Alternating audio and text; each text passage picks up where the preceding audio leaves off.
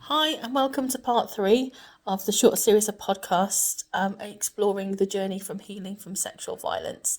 I have been honoured and humbled that my three amazing clients have agreed to share their experiences in this way. Today, you're going to hear client C's experience and journey of recognising the sexual violence that had happened to them and how they sought out help and support. As with the other two, there is no trigger warning because we talk around the incidents of sexual violence. It's more about the impact they were left with and where and how they sought help and their healing journey so far. I just want to say a big thank you all for listening. This is something different that we've tried this week for Sexual Violence Awareness Week. I've had lots of good comments from clients and from other people just to say that it's something different that's helped. So if you have enjoyed or liked it, please feel free to like and share. But thank you for listening. I will now ask my client C the same questions as the other two. Thank you. Thank you for agreeing to do this, client C. I'm going to ask you some questions if you want to take your time and answer what you can. And thank you for being here. No problem. Okay, so I wanted to do this podcast because it's Sexual Violence Awareness Week. Obviously, I've given you some of the questions that we're going to look at today just to make sure they're suitable and okay. And the point of this exercise is to kind of help people hear other survivors' voices and hopefully get answers to some of their own questions or just not feel so alone in their journey. So you ready to start? Absolutely, let's go for it. Okay. So, did you recognise your experience as sexual violence immediately after it happened? I don't think so, no. So I was in a relationship with the person when I experienced it for the first time, and I sort of was under the impression that it couldn't be sexual violence if I was in a relationship with that person. So I just sort of saw it as a chore that had to be done in the relationship in order to carry on and just get through everything. So for me it was sort of like I didn't recognize it as something that I should be questioning. I sort of recognized it as something that I just had to do, and like something that just had to be done to get through the relationship, I think. And I think that really highlights some of those myths and stereotypes that we don't do well at society of breaking apart. I think there's it's great that we have this umbrella term of sexual violence because then we don't have to use some of the bigger words to categorize and just put things in boxes, but we're almost not doing enough work to explain the circumstances of when these things can happen and how they can happen. Would you say that was part of the issue, that you weren't actually given the tools beforehand to recognise this as sexual violence? 100%. I grew up in quite a small community, and in such a small community, it's definitely a case of, these things aren't really discussed. And I was surrounded by a lot of generational trauma where we would have people that would have experienced it, like grandparents or parents or that, people of that kind of age bracket, where particularly men were very dominant and women had to sort of just listen to what men had to say. And so I think I didn't in this case bring it up to anyone, but I think had I brought it up to anyone as a way of saying, is this something that I should be concerned about, I think I would have been met with a solid no, because everyone sort of believed that that was just what men did and that you just sort of had to go with it if you were in a relationship with someone. So I think, I don't think I had the tools to recognize it, but I think had I reached out at that particular time or to the people that I was surrounded by, I don't think I would have been given the tools anyway. Yeah, and I think you've hit upon something there that's really important to talk about. We see things on the news, we see campaigns in the media, and we assume that every place in the UK has a liberal-minded, open attitude that understands the intricacies of controlling relationships, that understands what sexual violence is. And I think actually we're overthinking it in that sense, because if if your grandparents' generation don't understand it as sexual violence or don't understand that it's perpetration and they think that's normal, then your parents' generation get handed the tools of that's normal, just put up with it, that's what we do, and so on and so on and so on, until you get someone who does break the cycle. But that's not easy to do when people are trying to normalise an experience that actually is a crime. Exactly. And, you know, as you said, not everyone is open minded and liberal. And, you know, I later ended up coming out as gay as part of like my life and my experiences. And I think there was definitely a part of me that thought, if I start actively complaining about what's going on, people might, you know, cotton on to the fact that I was LGBT. And, you know, in a community where that's not openly spoke about or not openly appreciated, it was sort of a rock and a hard place of what should people know about me? Should they know that I'm, you know, not happy with, or, you know, not consenting to what was going on, or the fact that I was LGBT. And for me at that time, I thought that it would be easier to deal with the sexual violence because it was better than the alternative of being outed. Wow, you know that, and I just find that quite heartbreaking that something that's a part of intrinsically of who you are as being gay is almost the worst thing, and that has to be hidden over the crime because the crime will be more acceptable in the community. And I think there's something quite powerful in that. And again, you know, it's easy to think that everybody holds the same values and views as you, and that's just not the truth. So that must have been so hard to feel that you had to hide part of yourself as well as what was going on because there was no support. And you know, it's difficult, isn't it, when a community don't recognise the LGBTQI plus AI plus community as something of value in itself, because I'm guessing that your community was more than one person, which means, or more than three people, that statistically there would have been lots of people that belong to the gay community, but just not outwardly. Yeah, absolutely. You know, there was definitely people in the same sort of scenario as myself, and I can imagine there's probably still a lot of people in that same scenario. Yeah, it's a difficult place to be in. Yeah, really difficult. And I think it goes to show just how much of a struggle it must have been for you to hold both tensions at the same time. So it sounds really difficult. So I'm just wondering, when did you decide to reach out for support? So I would say my main catalyst for that is my current partner. Um, After getting out of the circumstance I was in, I ended up moving and meeting the woman that I'm going to marry this year. And we sort of, I saw her and her strengths, and she was going to therapy at the time. And I thought that, you know, if I'm gonna make this work and I'm, you know, not gonna continue the cycle of being trapped in trauma and, you know, potentially passing that on to my kids, or, you know, even just affecting the relationship, I thought, you know, I'm gonna have to try and really figure out how I can move past this. And there's something really powerful in that, isn't there? Is that this terrible relationship that had had so much difficult times in, you'd experienced this awful sexual violence that you couldn't talk about, that you had to hide part of yourself in, and then you're in a relationship and you know that's positive, that reflects who you are, that's, you know, 100% chosen and equal. And by the way, I should give context, I do know this because obviously you're my client. I'm not making assumptions here. Yeah. You know, it's that gave you the strength. And yeah, I find that incredible, because to trust somebody after those events have happened is so incredibly hard. um, and to hear that that was the inspiration, I think is really powerful. And it also can't have been easy to come to that decision. Did it take a while before you felt you could reach out for support in the Oh, relationship? definitely, 100%. I mean, I didn't. So before coming to therapy in my first session, it was about 2.5 years between the actual relationship ending and, you know, reaching out.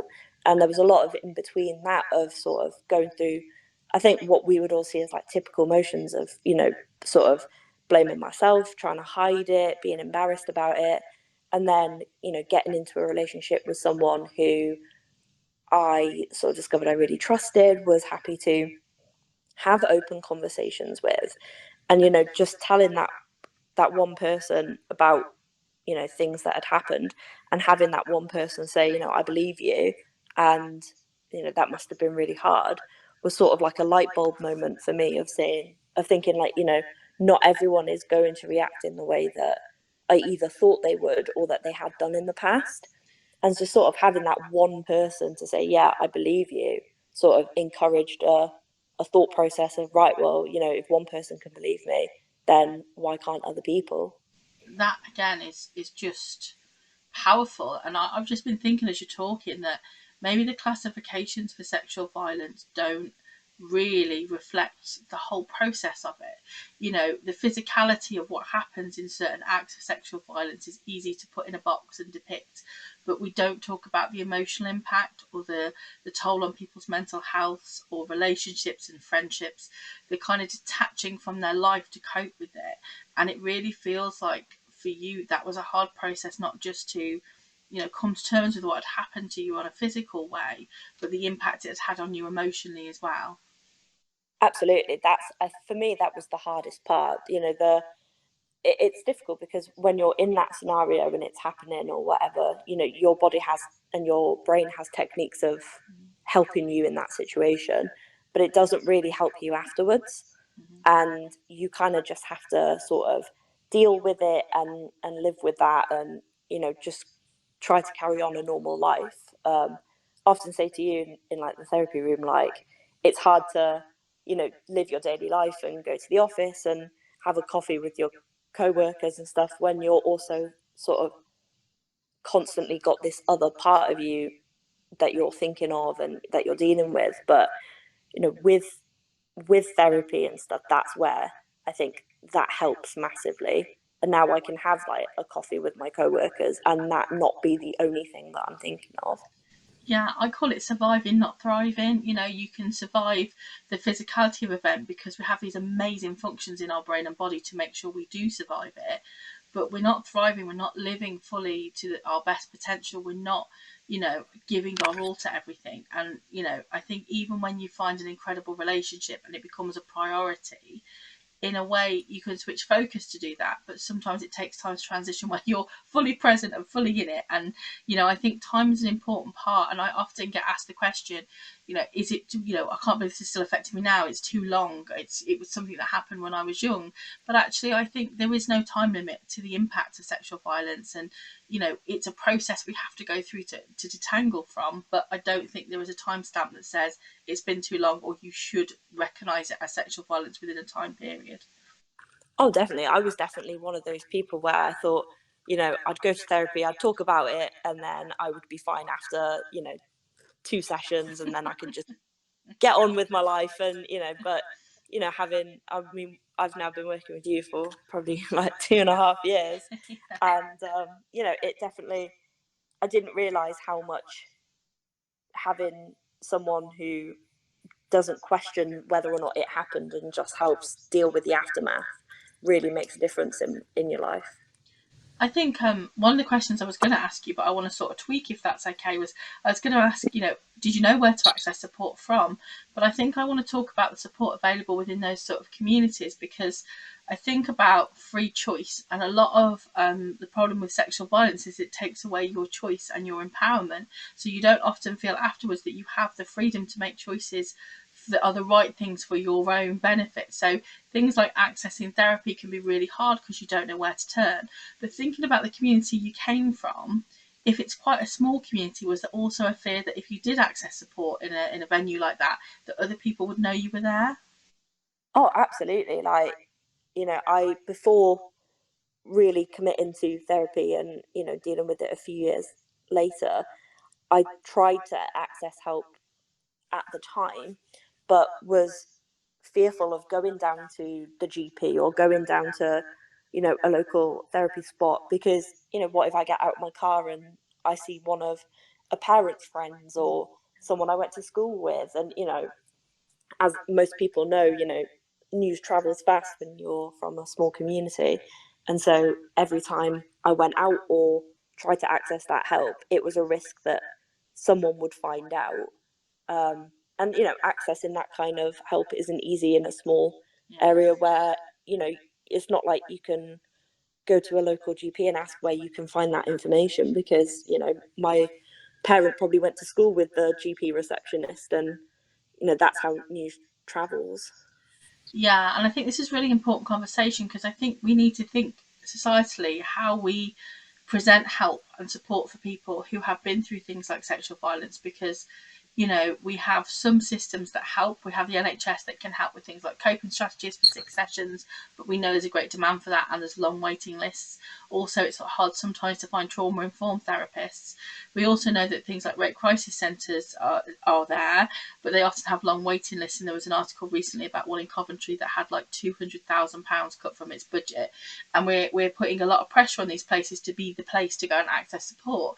But if you're in a local community, you're not just going to go to your rape crisis centre if you're worried about seeing your mum's friend from school.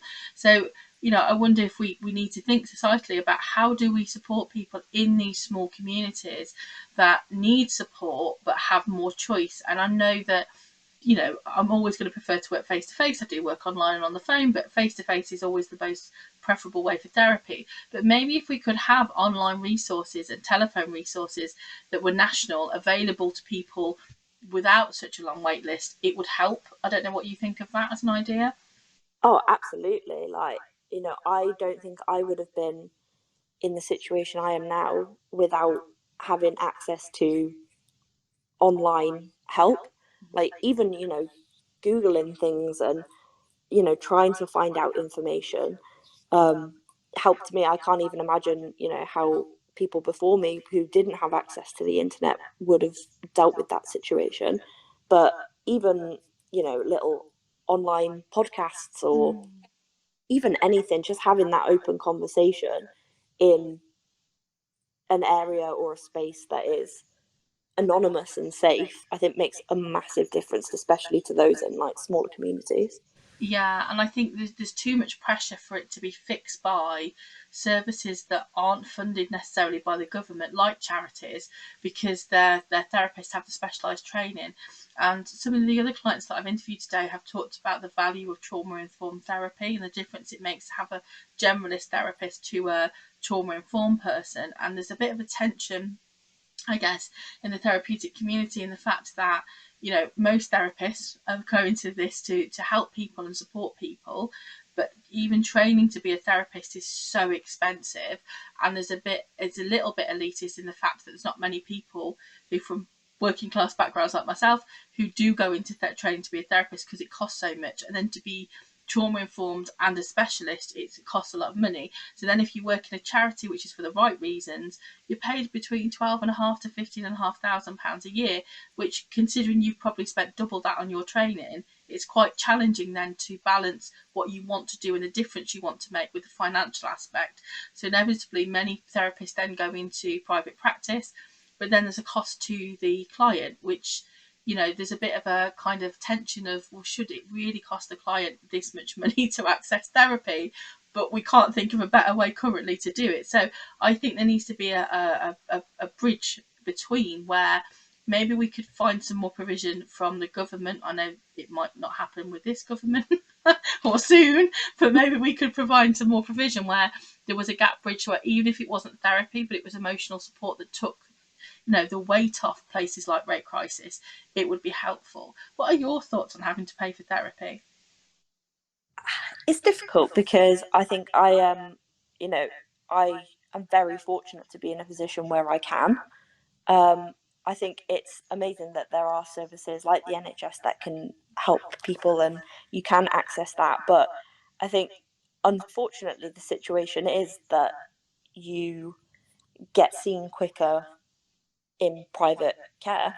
And so whilst I feel very lucky to be able to pay for private, I know that not everyone is in that situation. And even myself, I wouldn't have been in that situation, 3-4 years ago.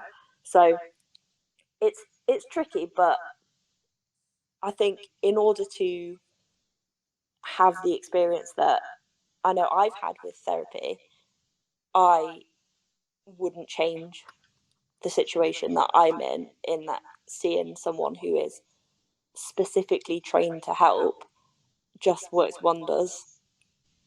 And I think that's really good to hear, because it is hard, and it's hard to hold that tension sometimes, because most of us, I'd like to think, go into this to make a difference. But with that in mind, one of the questions I really am keen to kind of get across to people is, what is the best and the worst thing about therapy? And please don't hold back. It's okay to say the worst thing. We've had some really interesting answers to this today, so I'll be interested in what your thoughts are. So I'll start with the worst thing. Mm-hmm. And for me, the worst thing is the hard work. Like, I definitely came into this, as I said, thinking that I would be 2 sessions in, be cured, and that I'd go on my merry way. That's obviously not how therapy works. And I've definitely discovered that. But I don't think anyone can really prepare you for the hard work that it is. And I know before we sort of started working properly together, you said this is going to be difficult, and I just sort of played it off as yeah, like I'm sure it will be, but it will be fine. But I think the emotional toll that it takes to go back through everything is is really hard. And I think it's not just me that kind of goes through that. It's also my partner or family and friends that sort of also deal with the aftermath of it. And that's I say the worst part about therapy is really having to dig into everything in order to help out. But for me, particularly, especially in the place that I'm in at the moment, that hard work and the horrible thing of having to relive it, or go through it and talk about all that emotional impact that it had, I think is outweighed by the best bits of the seeing the progress. And I know when we have our sessions, you often have to remind me of progress, and it is it's hard to see in the moment, but when you compare yourself to what it was before therapy, you know I before therapy I wasn't really going out, I wasn't doing much, and now even just 2.5 years down the line, I'm going to concerts, I'm getting married, and it's big life events that I don't think I would have been able to do without the hard work.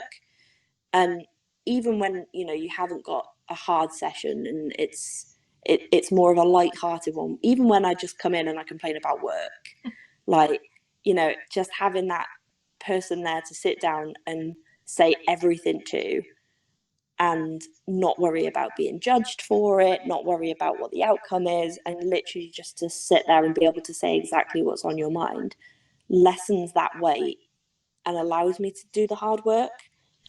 I think it's really important that you have referenced hard work, because whilst obviously I'm never going to make you talk about the events that you've witnessed and experienced, in great detail in the session, it doesn't mean they're not replaying in your head. So even though we talk around them verbally, you are having to relive that to touch on it, and it's exhausting. And there are times, and I'm sure you'll agree, where I go, "Have you had a break? Are we going to have a break soon?" And it's not because I don't want to see you, it's because genuinely the consolidation of this work is as important as the bits that go on in the therapy space, because you need time to process. And you hit on another good point, which is, I've always said you're on the journey, and your friends and family aren't on the journey, but they have to witness it at the same time. So it's kind of a strange dynamic. But I definitely think you're right. It is an emotionally draining, wearing process. It can be the best thing some days, and it can be the hardest thing other days. And what's so interesting is when you're like, oh, when we have lighter sessions, I just moan about work.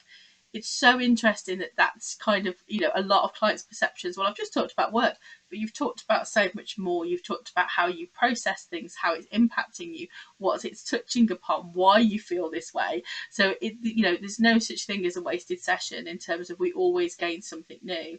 But yeah, and I think I'm really glad you said about the number of sessions, because it's the question I get asked the most. How many sessions do I need? How many sessions do you think I'll need to be fixed?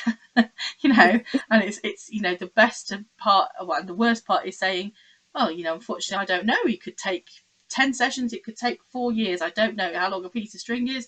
But it's the other part of then saying, well, you know that I don't fix you, right? That's not what we do here. And I think that can be hard to swallow when you're desperate for support.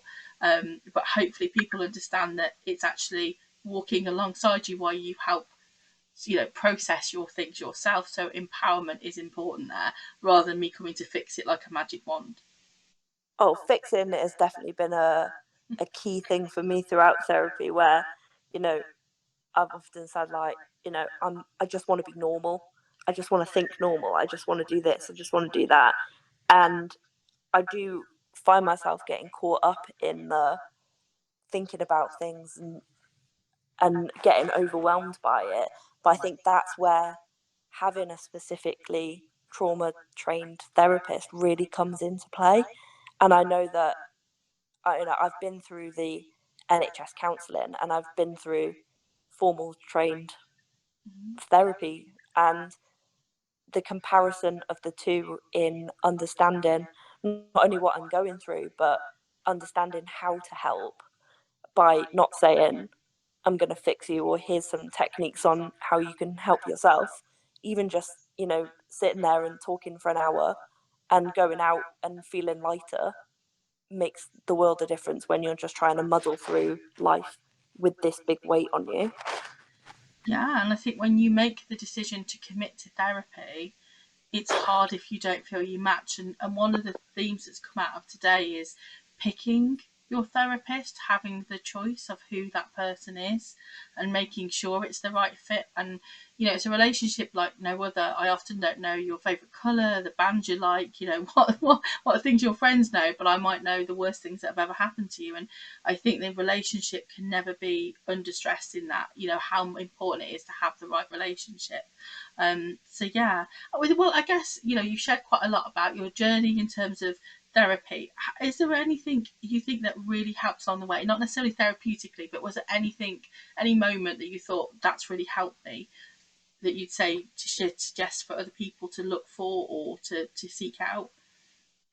I think you really made a good point there on your relationship with a therapist. And I think the biggest thing that I would sort of tell myself going back a few years, or anyone who was sort of like looking to enter into that kind of space, would be, you know, don't be afraid to tell your therapist things. Because, and I know it sounds really stupid because it's your therapist, but there was definitely a lot of times at the beginning of working in therapy that I was worried about saying stuff, or felt like I couldn't really say it because, what if this happened, or what if I'm too broken for therapy and I can't do it, or what if my therapist thinks like I'm weird or anything like that. But the moment I realized that the relationship is as much for the therapist as it is for me, I think that's when I really started to open up and really get the benefits of therapy. So I think it's having that relationship with your therapist is so important. And I think being as open and honest as you can at the beginning makes a difference later on down the line. Oh, and I think that's a really important point, but it's also really hard, isn't it? That first few meetings of like, can I say this? Can I say that? And a lot of clients will test with something. They'll be like, I'm going to give you this little part, this little nugget of big information. And then I think, that's okay to do. It's okay to drop a hint or say something so you want to see the therapist's reaction, and it's important to talk about it. And also know that therapists are human. Believe it or not, we are human. I wouldn't say normal, I'd say human. And we have responses and reactions and feelings, and we get things wrong. And it's just important that I think your therapist can own that when they do. It's okay that we get it wrong. It's what we do then to acknowledge that we've got it wrong and change our course. That should never be put on the client. So I think that's a really important point. Yeah, and it's been lovely talking with you. I could talk with you all day, I think, on this stuff. I just wanted to sort of end by saying, is there anything you'd like to say to people who might have witnessed or experienced sexual violence that are listening to this? I think the biggest thing is believe in yourself if you know something is wrong. I think I got led by a lot of people after I experienced things that I knew in my heart weren't right, but sort of took lead from other people. And I think I would say, if you think something is wrong or you're not comfortable with something, I think yourself that it's wrong, and seeking help can be the best decision that you ever make, but you sort of have to be ready to take that step. And I think that's really important. I think our bodies, our intuition, our emotions tell us something isn't right. Even if you can't put a name to it, that's okay. Sometimes naming it is the hardest part. I've absolutely loved talking with you today, and I just want to thank you for taking time to speak about your experiences. And I really value your input on this project. Thank you. Not a problem. Thank you to listening to part 3 of our podcast. I hope that it's been helpful and giving you some ideas of where to seek help and support. Please reach out if you're struggling. And again, I just want to say a huge thank you to my amazing clients for sharing their journey. Thank you, and bye for now.